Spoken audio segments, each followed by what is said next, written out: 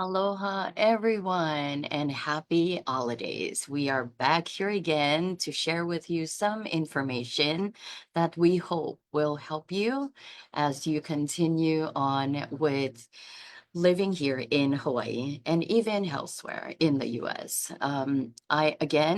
I'm Shanti Asher, your Pacific Islander liaison at the City and County of Honolulu's Office of Economic Revitalization. Thanks for being with us again. Today's topic is very timely. We are very fortunate to have our friend here, Attorney Narabelle from the Legal Clinic, coming back to share with us more information about knowing your rights. These are going to be very important as we continue on here and also as we kickstart next year with new information for some and maybe just a reminder for others. Um, Today's topic again is Know Your Rights. And without any further ado, help me welcome our guest today, Narabelle. Thank you again for joining us and for your partnership. And to those of you who are watching, or if you are watching later, if you have any questions regarding the topic, please go ahead and drop it in the chat in on this live, and we will make time to answer during this live or later on. So thank you so much, Narabelle. Welcome. Hi, good morning. An honor being here. A pleasure sharing the space with you, Shanti, and with our audience. And I really appreciate this opportunity to share some empowering information regarding your rights, our rights. And we just want to clarify and just want us to reassure you that this is not in any way to cause anxiety. To the contrary, this is knowledge, this is empowering you, and this is for you to start thinking on what to do if you ever come in contact with authorities like ICE and any authority from the immigration. So that way you can start thinking about how to react and how to properly react. So let's dig in immediately. So we're going to be talking about, let me share my screen here. Let me share my screen here. Yes, we are on. Today we're going to be talking about our rights, your rights as a non-citizen of the US. And we are here to inform you on your rights as a non-citizen of the United States. And we wanted to bring light to these rights as we move into an administration that's going to take office January. And that has been like very vocal regarding immigration topics. And so let's go to the next slide.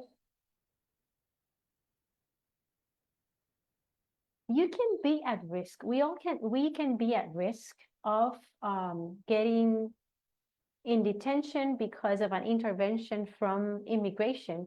If there, again, we're talking about non-citizens because the non-citizens are the ones that can be deported.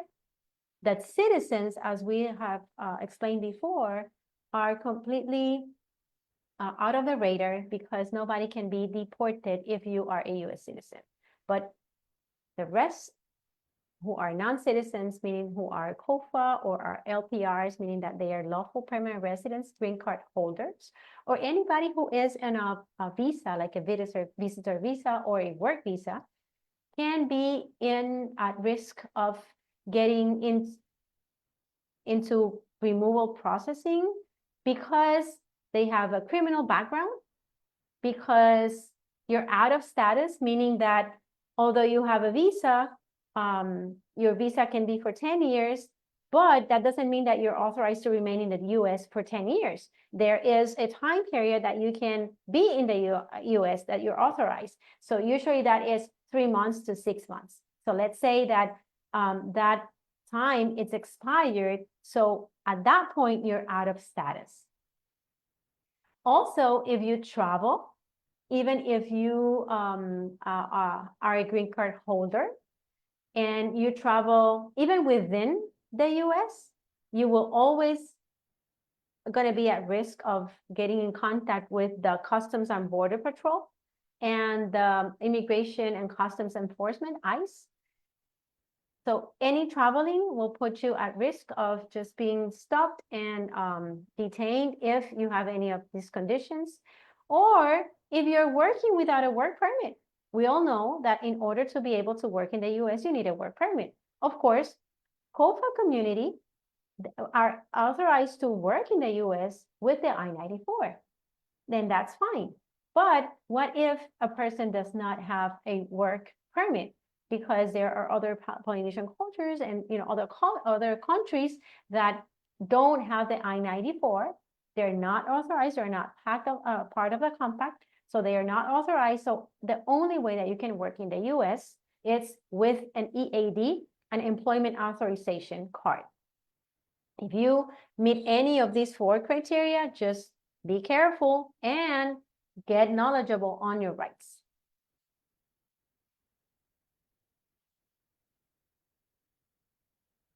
Who is ICE? Because we've been talking about ICE. Well, ICE, there are many agencies that enforce immigration law. For example, CBP, Customs Border Patrol, the USCIS or the UCIS, which is the immigration agency. And also we have ICE, the Immigration Customs Enforcement. And we are going to be focusing on the immigration, on the ICE. They primarily arrest and detain and deport non-citizens for the US. And just a caveat here, ICE, and this is not to be controversial, but ICE sometimes may use techniques that are not necessarily the best ones. Some people may say that they're a little bit deceitful and in portraying their authority.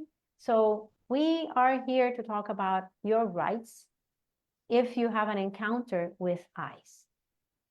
Sometimes ICE also relies on local police and the criminal legal system to identify those non-citizens that may be deportable or inadmissible. And when ICE identifies a person, they will detain you and they will most probably send you to the federal detention center located in Honolulu while you are put on removal proceedings, meaning under the jurisdiction of the immigration court for you to be deported. Of course, you have the right to a due process, meaning that before you get deported, you have the right to know the charges against you, to present evidence, to know the evidence that is against you, also to be heard in your own language. So the immigration court will have to provide you with an interpreter. And you have the right to be assisted by an attorney. However, that does not mean that you are going to be provided with an attorney from the government, just like in the criminal scenario that maybe you will qualify for a public defender. That does not exist in the immigration. However, you have the right to hire your own attorney and be assisted by an attorney. So before you are deported, all that process is going to take place. Depending on why you were detained, you may be prone to mandatory detention, meaning that while you are waiting for your immigration case to be ruled upon, you may be held at the federal detention center.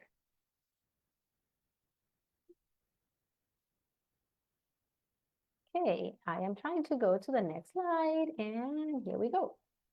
So what should I do if police or ICE stop me?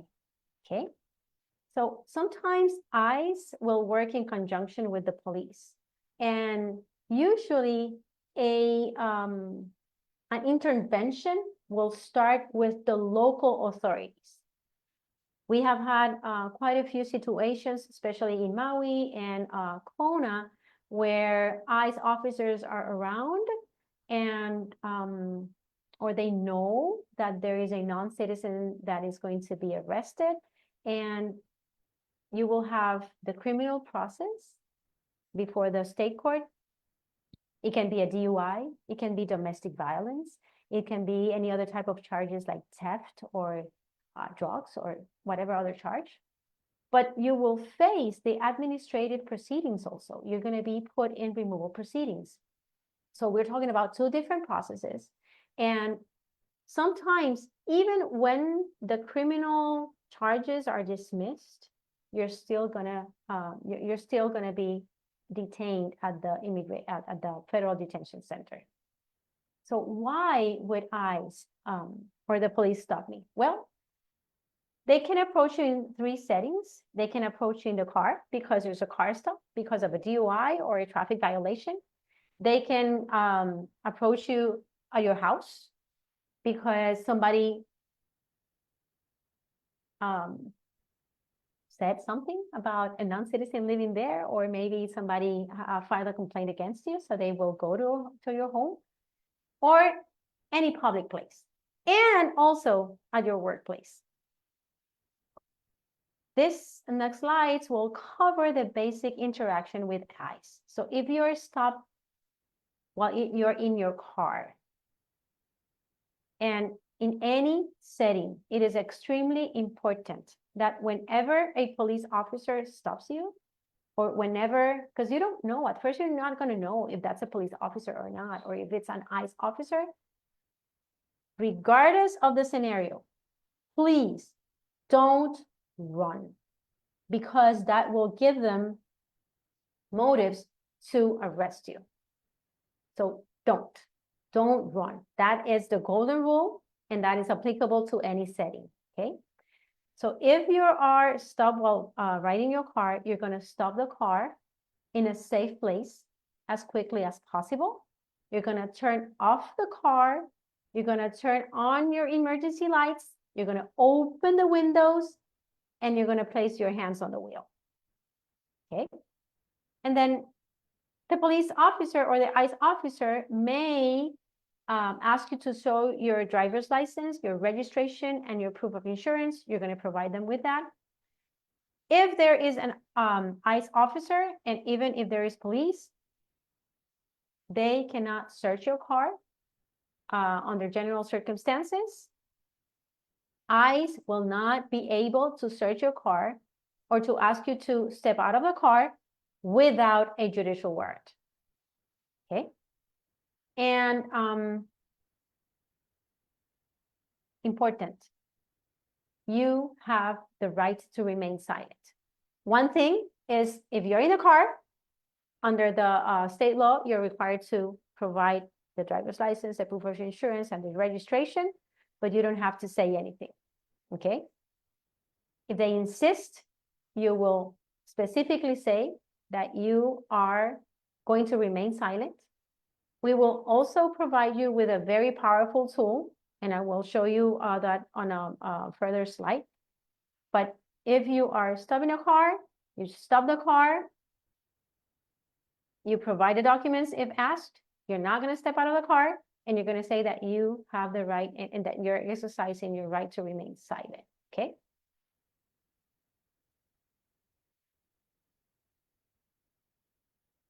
What if ICE comes to my home? Okay. So first of all, your home is a sacred place. It's a private place. Nobody can go in unless you give authorization.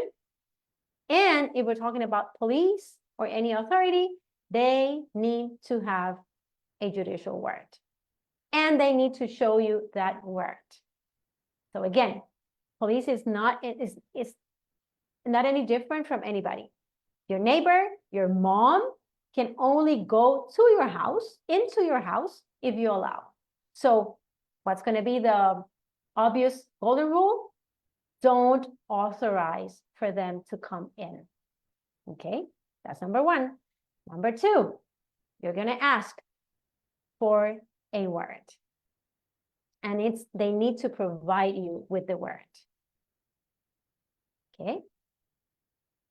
And also, if they have a warrant, just be aware that officers can only search areas and for the items that are listed on the warrant. Okay. So as soon as they find the article that is specified on the warrant, they need to stop, and that's it. Even if the officers have a warrant, you have the right to remain silent. You don't have to say anything. If anything, you're going to say that you're exercising your right to remain silent. Okay? If you choose to speak, which I would not recommend, but if you choose to speak, step outside of the house and close the door. Okay? That is in the scenario that they don't have a warrant and you want to speak to them. I would not recommend that, but if you choose to do that, then just step outside, close the door, because that is an obvious sign that you're not giving permission for anybody to go in. Okay, let's move on to the next scenario where the ICE can do an intervention. It's going to be at your workplace. Sometimes it can be called a raid. And we have heard about this in previous administrations that ICE officers will go and raid the workplace. And the workplaces that are more prone to be raided is those that are traditionally known as, for hiring non-citizens or illegally, okay? So that would be restaurants, that would be hotels, that would be farms, especially coffee farms, and sometimes cleaning companies, because they know, and it is well known that immigrants that don't have a work permit yet, well, they have the need to survive, so they will provide services as cooks in restaurants. Also, a lot of them clean houses, and some companies will hire them. We're not going to go into how they hire, but if let's take a look at what is it that you're going to do if there's a raid at the workplace. Again, we begin with the golden rule: you will not run. That's number one. Number two, if you know that a raid is coming, try to move to a place inside your workplace that is considered or even has a sign of employees only or private, do not enter, because they will not be able to go into those private places like lunchroom or even the kitchen if they don't have a warrant. Don't run. Don't run. Try to move to a place that it's not accessible by the public. Don't go to a restroom. Don't go to the main dining area. Just try to go usually the back where the employees are only allowed. In the farm, try to go as far deep as you can. So that way it's considered a private place. Also, you have the right to remain silent. If an officer comes into your workplace, let's say, and you are the waitress, or you are like, for any reason, you are the one that they will first approach, remember that you're an employee.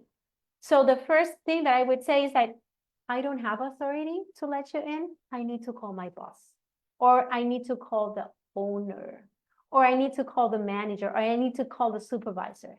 And then you distance yourself from them, because it is not your place to speak on behalf of the employer. And that will give you an extra layer of protection, because that's the best scenario to say, I'm just an employee, and that's it. You don't have to interact, okay? Also, In any of these scenarios, except for the car stop, because you have to provide the driver's license, the proof of insurance, and the registration, you don't need to provide your documents. You don't need to provide your passport. You don't need to provide your ID. You don't need to provide any of that, okay? Unless they have a warrant, but they will not, like 97% of the times, they don't have a warrant. So don't, unless they show you the warrant, okay? And, okay, so that is if the intervention is in the workplace. Now we're gonna be talking about your rights in general, okay? In any scenario, you are protected by these rights. Number one, and I have insisted on this, you have the right to remain silent. You have the right to demand a search warrant before allowing anyone into your home or the workplace. You have the right to an attorney and to a call. And you have the right to speak to your attorney before signing any document. Those are very clear. Now, I am going to present you with a very powerful tool. And this is commonly known as the red card. This is the Know Your Rights. And like I said, you don't have to say anything. You can use this maybe as a cheat sheet, okay? Or maybe you can even use it as a, don't take me wrong, as a weapon. So you're gonna have this card with you at home, in the car, and always with you. And if you think that you are being intervened by an ICE officer, you just show this red card. And it says, I will remain silent and I refuse to answer your questions. If I am detained, I have the right to contact an attorney immediately. And I refuse to sign anything without an advice from the attorney. Okay, thank you. This is, I am only using the English version. However, there are many languages, but ICE officers will speak English, so you would hand them this red card and they will know. And again, just stay still and remain silent. I also wanted to cover a little bit of other scenarios. Like I said, if you travel, you might be at risk. And careful or avoid the airport. Again, if your status is current, if your I-94 is, everything's good with your I-94, if you don't have any criminal records, that's fine. You don't have to worry, okay? That's it. This is for those who, have a criminal record, are out of status, or, they don't have a work permit. So those are the ones that are at risk. So please don't panic. This is not the intent. To the contrary, this is to empower with knowledge. So if the officers, officers can detain and conduct a search on you at the airport. Officers can ask you about your immigration status. And again, this is at the airport. Officers can require you to unblock and provide them with the password of your electronic devices. That has been, sustained as valid. And this may not be applicable, but we give this presentation to people crossing the border. And at the border, they can conduct a search without your clothes. However, it must be based on reasonable suspicion and should be conducted in a private place. Okay. Also, I said that you have the right to remain silent, and you need to be careful with documents that you carry. Carry your work permit, your green card, your I-94, your state ID, the red card, and any receipts of any pending applications. Oh, there's a huge typo there. If not, don't carry information about your country of origin, meaning don't carry your passport. And please don't carry false IDs or false immigration documents. That's kind of obvious, but we always need to mention that. Additionally, and this can be another full session, but you need to prepare just in case. You need to prepare your family. You need to have a plan. If, for example, let's say, mom or dad have criminal records and they are not US citizens, there's a possibility that they may be put on proceedings and they may be deported. However, your kids may be US citizens because they were born here, or even if they are not, they will not be deported because each person needs to have their individual grounds, right, for deportation. So you need to prepare for any scenario that the parents or the caregivers are going to be deported. They'll no longer be able to care for the kids or for an elder, and what's going to happen, okay? This is to think about, so make sure that all your emergency contacts are updated and are readily available for anybody. You also need to make sure that the list of people who are authorized to pick up your kids in school are updated. Also, you need to make a list of all your important documents need to be readily accessible.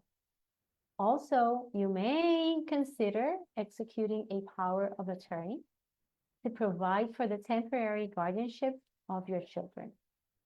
That is important. Or your property.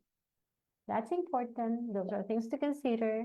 Again, some are at more risk, some are at less risk, but these are things to have in mind. And anyways, having the important documents readily available, it's important in any case of emergency.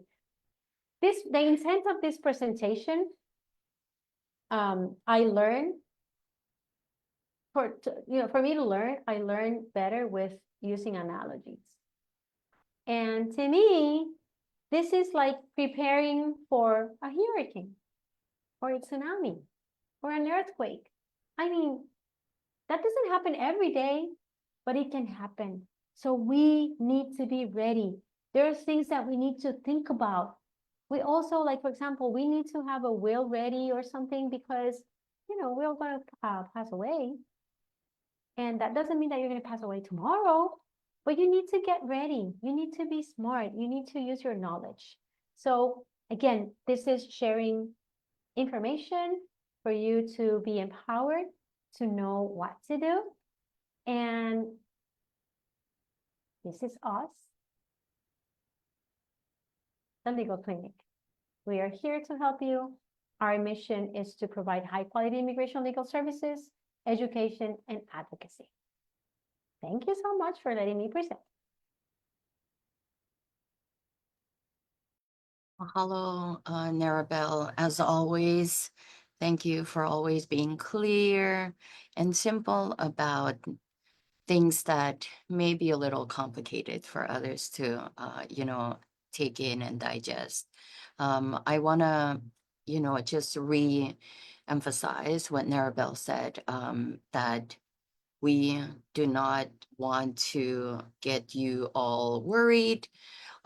However, we do know that there are special preparation that we must start doing in our community, given all that is publicly out there, especially with the new administration we are entering and the position of immigrants and other areas that will definitely impact our communities. The impacts will be different depending on what your citizenship status is. But at the end of the day, we are in full agreement that we have to start sharing information about knowing your rights. Because there are, as immigrants living here, there are many things that we do not know we have. And so we want to be a partner with you as we enter this new climate not to scare, worry, or um, we just want to make sure that you understand your rights and are prepared, like Narabelle said. So there will be more of this kind of talk stories that we will come to you with, because we want to help you stay informed. As you may be aware, Narabelle mentioned some of the different citizenship status in our Pacific Islander community. We have visa holders, we have DACA, we have COFA citizens. And so each of us are all, in one way or another, may be affected. Again, may be affected. And so the one golden rule is for all of us to know our rights as non-US citizens living here in the US. So we hope that this topic helps you to start thinking about how to plan. Even if we end up not being affected, it's always good to know this information so that we can share and advocate for ourselves. So with that said, I want to, join our office on behalf of OER and also our viewers, thank Narabelle for your continued support, for your partnership, and for always being ready to help uplift and educate our community when it comes to complicated legal matters. And you always manage to make it so simple, clear, and understandable from our end. So thank you, Narabelle. And also, just a quick announcement, we will have these red cards, right? The Know Your Rights card available at the different consulate offices that we have here on the island. So if you want to have one of the cards, please go and visit the consulate offices and ask them to print a copy so you can always have with you. Um, and also, we will be doing more in-person community outreach in partnership with many of our different nonprofit organizations that serve our immigrant communities. So please stay tuned, and we will be coming back to announce those dates and what other topics we will provide for you. Again, this is only scratching the surface. So we want you to start here, and then we will be building knowledge from the ground up from here on. So thank you again, Narabelle. Thank you to our comms team who's behind the scenes and making all of this possible. Shout out to Melissa and Max, and then the legal clinic for always being great partners in all the work that we do. With that said, thank you, everyone. Reach out if you have any questions. You can respond to this live, or you can email me at Shantae, SHANTY .Asher, ASHER at honolulu.gov, and we will definitely get back to you. If you also have topics that you want for us to consider sharing, by all means, we are here for you. So please let us know. Thank you, and happy holidays. Next week is Christmas, so enjoy. Bye.